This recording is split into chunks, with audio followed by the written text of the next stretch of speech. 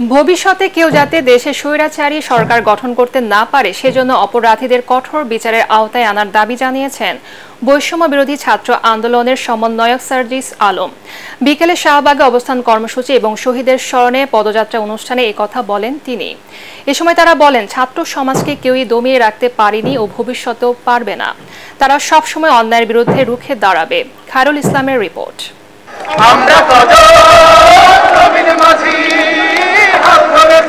Resistance week কর্মসূচির দ্বিতীয় দিনে রাজধানীর শাহবাগ মোড়ে জড়ো হয় স্কুল, কলেজ ও বিশ্ববিদ্যালয়ের শত শত শিক্ষার্থীরা। আন্দোলনের শহীদ শিক্ষার্থীদের স্মরণে পদযাত্রা, মোমবাতি প্রজ্বলন ও দোয়ার আয়োজন করা হয়।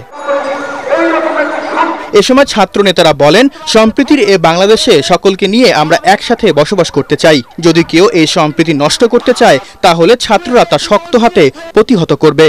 আবার যদি এই ফ্যাসিবাদের ধরিয়াই বাংলাদেশ উচ্চারিত হয়, আমাদের বুকের রক্ত দিয়া, আমাদের সমস্ত শক্তি দিয়া এই ফ্যাসিবাদকে আমরা প্রতিহত করব ইনশাআল্লাহ। বাংলাদেশের শত শত লাখো লাখো ছাত্র জনতা জীবন দেবে, কিন্তু এদেশে কারো আগ্রাসনকে মেনে নেওয়া হবে না। 100% কপার কন্ডেন্সারে তৈরি ভিশন ফ্রিজ, তাই গুণে মানে অটুট থাকে বছরের পর বছর। বৈষম্য বিরোধী ছাত্র আন্দোলনের সমন্বয়ক সার্জিস আলম বলেন, ষড়যন্ত্রকারীদের নৌকা ছাত্ররা তীরে ভিড়তে দেবে না।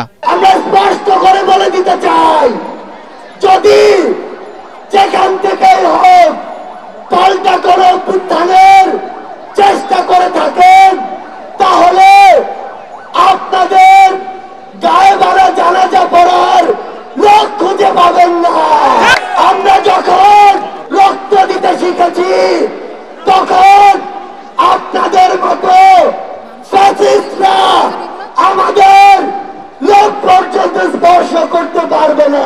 এদেশে যদি আবারও কোনো স্বৈরশাসক মাথা উঁচু করে দাঁড়ানোর চেষ্টা করে, ছাত্র সমাজ তা প্রতিহত করবে। খায়রুল ইসলাম, এটিএন বাংলা, ঢাকা।